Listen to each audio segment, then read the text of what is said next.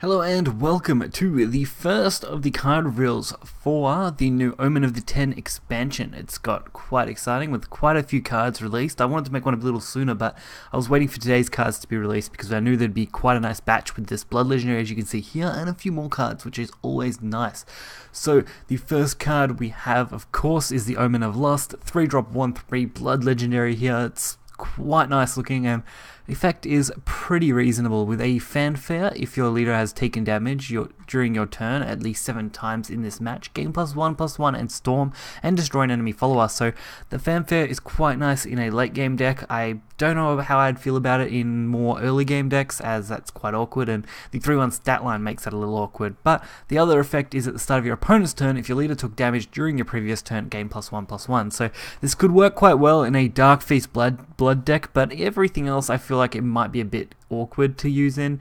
A lot of people recommend, in aggro and things like that, that's where the talks have been, but I feel like this might be removed too easily, being only a 3-drop on 3, so it just might be difficult. Then, of course, we will have the next card, which should be quite okay. I mean, why not? The next card is the Apostle of Lust, so it's obviously one of the Lust cards that is coming in this expansion. Is a 5-drop 5/4 gold. Fanfare, deal 2 damage to your leader and draw 2 cards. Deal 1 damage to an enemy leader and your opponent draws 1 card. So one of the few cards I'm actually not that happy with. I personally think this could be a lot better. It is just an awkward one, being the fact that it's a 5-slot card where you've got other decent 5-slot cards to put in, like Evil Eye, and the 2 damage to your leader plus draw 2 is okay, but then dealing 1 and giving your opponent draw is really something you don't want to be doing. Then we have the Servant of Lust, so this is a 2-drop 4/2. This one is actually pretty reasonable with a fanfare. Deal 1 damage to your leader. Whenever this follower attacks the enemy leader, restores 2 defense to both leaders after damage is dealt. So really not too bad. So since this is only the enemy leader attacking, it's actually a lot better. It means you can trade up without your opponent getting any value, and of course you can get the deal 1 damage to your leader effect, which goes really well. Plus it's a pseudo ward because it's got 4 attack, and your opponent isn't going to want to be taking that at all, especially to its followers. So I think this card definitely has a nice place in most blood decks. Then we have the Disciple of Lust, a 1-drop 1/1 silver. Whenever this follower attacks, deal 1 damage to your leader.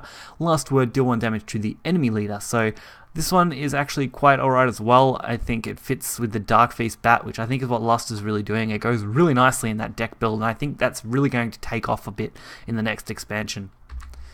Then we've actually got the Omen of Unkilling, the 10-drop forest. This is one of the first legendaries revealed outside of the Omen of One, and it is a 6/6 legendary, 4/10, fanfare, change the enemy leader's maximum defense to 6. Don't like this a lot at the moment. I think it's going to need more support if it wants to do anything substantial, especially being a 10-drop. So that is a little awkward. Then we have the Apostle of Unkilling. So this is a 5-drop 3/6 gold. Of course, still forest because they're all unkilling. Fanfare, randomly put a spell that costs 1 play point or less from your deck into your hand. At the end of your turn, restore defense to your leader equal to the number of enemy followers in play. I think this is an okay gold. It's definitely not bad. Randomly put 1 spell that costs 1 or less. I think that can go well with one of the new spells we're going to look at in a minute, but honestly, overall, not a bad card. Draconic Sniper, this is a Dragoncraft one. These aren't all in perfect order, so I do apologize. This is a 4-drop 2/2 bronze card. Can't be attacked, and whenever an enemy follower attacks your leader, deal 2 damage to that follower, then remove this effect. So if that was a permanent effect, this card would be a lot better. As this card stands right now, I think it's better in Take 2 than anything else. It's just not that good for any current deck building that I can see, and pretty average card overall. It is a bronze though, so it's not a big surprise.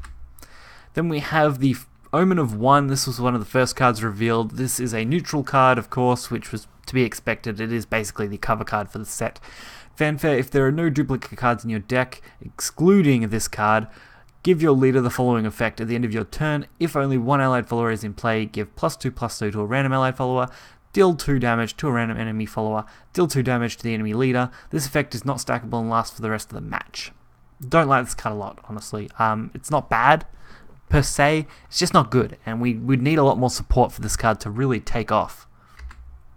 Then we have the Disciple of Unkilling, so this goes back to some of the forest cards. This is a 4-drop 3/4 silver. Fanfare, give an enemy follower -4, -0 until the end of your opponent's turn. You'll see why I think these cards have some more potential when we get to the spell, as on its own, these effects aren't that great. Similar for Unkilling, this basically just gives -1 off your opponent's attack, and it's just a standard 2/2 bronze, so nothing too flashy for Forest there.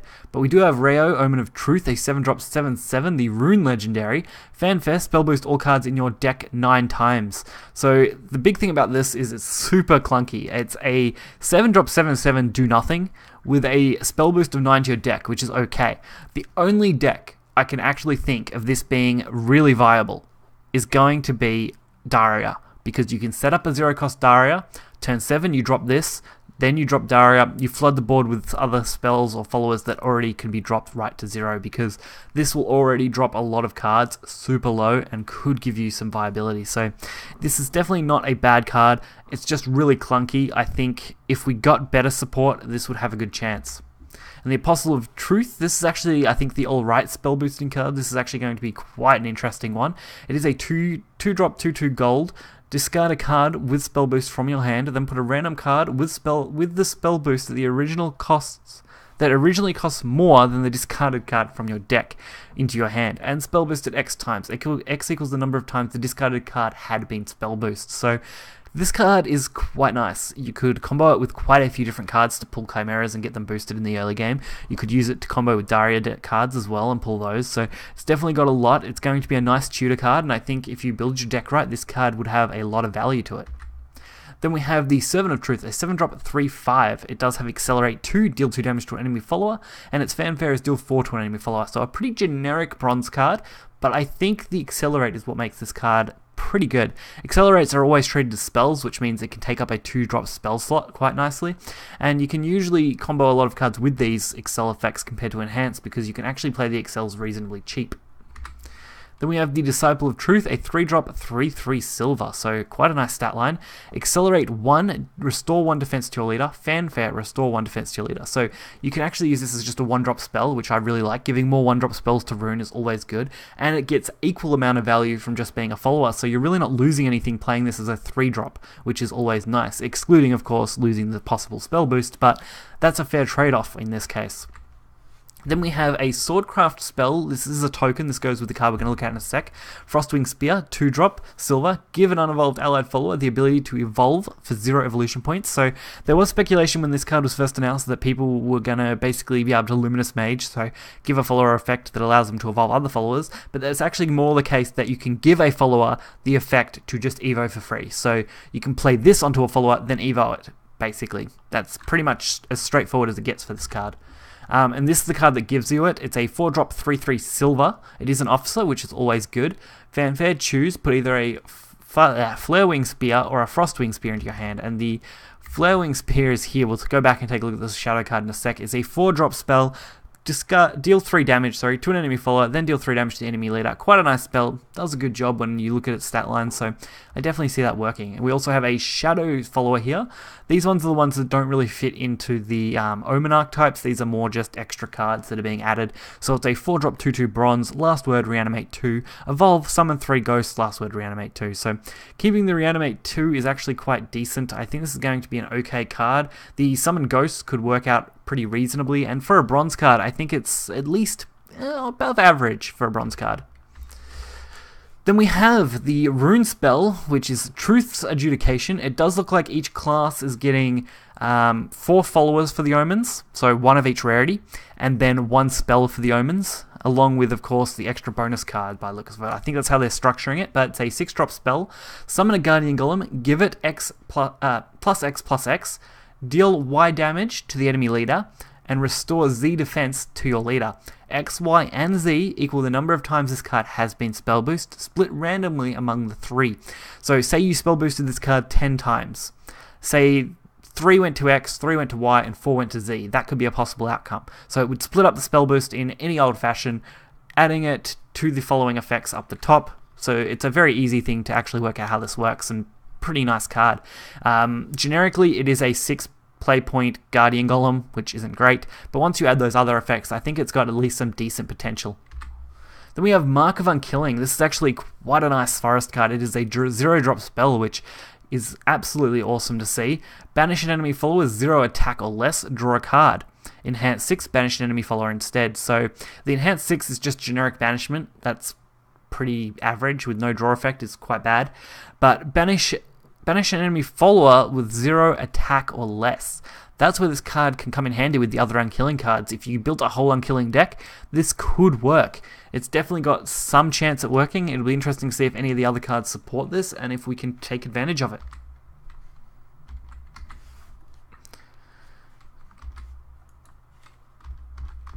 For some reason, I think that's it. I think that's all the cards. I think we're done.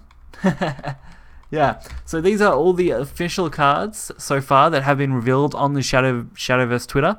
There are a heap more cards. We actually know the Haven cards, although the translations may not be completely there. We know a few of the other just kind of extra bonus cards, I think, and that's about it so far. We are waiting to see Portal's Omen. We're waiting to see more about all those.